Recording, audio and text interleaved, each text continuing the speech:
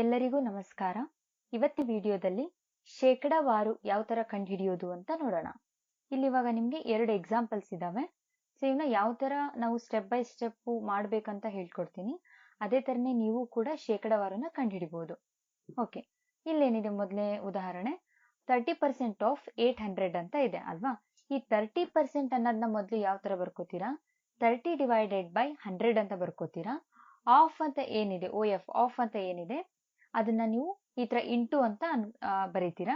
ಹಾಗೆ 800 ಅನ್ನೋ ಸಂಖ್ಯೆನ 800 ಅಂತಾನೆ ಇಟ್ಕೋತೀರಾ.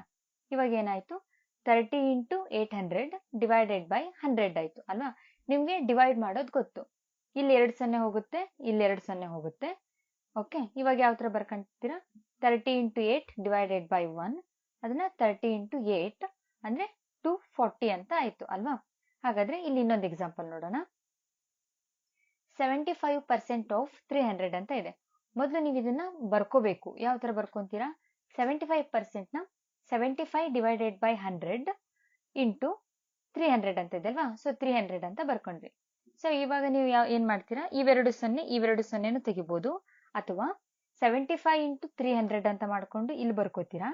ಡಿವೈಡೆಡ್ ಬೈ 100 ಅಂತ ಇಲ್ಲಿ ಬರೀತೀರಾ. ಈ 2 ಸೊನ್ನೆ ತೆಗಿತೀರಾ, ಈ 2 ಸೊನ್ನೆನ ತೆಗಿತೀರಾ.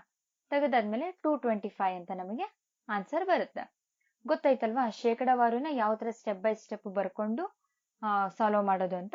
ಹಾಗಾದ್ರೆ ಕೇಬ್ರೂಕ್ ಅಪ್ಲಿಕೇಶನ್ ನಲ್ಲಿ ನಾವು ಈ ಒಂದು ಪ್ರಾಬ್ಲಮ್ಸ್ ನ ಮಾಡೋಣವಾ. ಓಕೆ, ಇವಾಗ ಇಲ್ಲಿ ನೋಡಿ, ಇಲ್ಲಿ ನಿಮ್ಗೆ ಕಾಣ್ತಾ ಇದೆ ಅಲ್ವಾ ಪರ್ಸೆಂಟೇಜ್ ಅಂತ. ಈ ಒಂದು ಆಪ್ಷನ್ ಅಲ್ಲಿ 1% ಆಫ್ 400 ಅಂತ ಇದೆ ಅಲ್ವಾ. ಸೊ ಇದನ್ನ ನೀವು ಯಾವ ತರ ಬರ್ಕೋತೀರಾ, ಮೊದ್ಲು ಯಾವ ತರ ಬರ್ಕೋತೀರಾ, 1 ಡಿವೈಡೆಡ್ ಬೈ 100 ಇಂಟು 400 ಅಂತ ಬರೀತೀರಾ. ಸೊ ಇಲ್ಲೇನ್ ಮಾಡ್ತೀರಾ, 100 1s 100 4s ಆಗುತ್ತೆ ಅಲ್ವಾ. ಸೊ 4 1 4, ಆನ್ಸರ್ ಎಷ್ಟಾಗುತ್ತೆ, 4 ಅಂತ ಆಗುತ್ತೆ. ಇಲ್ಲಿ ಚೆಕ್ ಅಂತ ಇದೆ ಅಲ್ವಾ, ಸೊ ಚೆಕ್ ಅಂತ ಕೊಡಿ. ಮತ್ತೆ ನೆಕ್ಸ್ಟ್ ಪ್ರಾಬ್ಲಮ್ ಬೇಕಂದ್ರೆ ನೆಕ್ಸ್ಟ್ ಅಂತ ಕೊಡಿ. ಮತ್ತೆ ಇಲ್ಲಿ ಇವಾಗ ಏನಾಯ್ತು, 10% ಆಫ್ 100 ಅಂತ ಬಂತು. ಇದನ್ನ ಯಾವ ತರ ಬರ್ಕಂತೀರಾ, 10 ಡಿವೈಡೆಡ್ ಬೈ 100 ಇಂಟು 100 ಅಂತ ಬರೀತೀರಾ. ಸೊ ಈ 100ಗೆ ಈ 100 ಕ್ಯಾನ್ಸಲ್ ಆಗುತ್ತೆ. ಸೊ 10 ಅಷ್ಟೇ ಉಳಿಯುತ್ತೆ ಅಲ್ವಾ. ಸೊ 10 ಅಷ್ಟೇ ಕೊಟ್ಟು ಮತ್ತೆ ಚೆಕ್ ಅಂತ ಕೊಡ್ತೀರಾ, ಅಲ್ಲಿ ಕರೆಕ್ಟ್ ಅಂತ ಬರುತ್ತೆ. ಮತ್ತೆ ನೆಕ್ಸ್ಟ್ ಇವಾಗ ಇಲ್ಲಿ ನೋಡಿ, ಇದನ್ನ ನಾನಿಲ್ಲಿ ಒಂದು 250 ಅಂತ ಕೊಡ್ತೀನಿ. ಓಕೆ, 250 ಅಂತ ಕೊಟ್ಟು ಚೆಕ್ ಅಂತ ಕೊಡ್ತೀನಿ. ಸೊ ಚೆಕ್ ಆದಾಗ ನಾವು ಕೊಟ್ಟಿರುವಂತಹ ಉತ್ತರ ಏನಾಗಿದೆ, ಇಲ್ಲಿ ತಪ್ಪಾಗಿದೆ ಅಲ್ವಾ, ಇನ್ಕರೆಕ್ಟ್ ಅಂತ ಬಂದಿದೆ. ಸೊ ಇದು ತಪ್ಪಾಗಿದೆ ಅಂತ ತೋರಿಸಿದ ಜೊತೆಗೆ ನಮಗೆ ಆನ್ಸರ್ ಕೂಡ ಎಷ್ಟು ಅಂತ ತೋರಿಸುತ್ತೆ.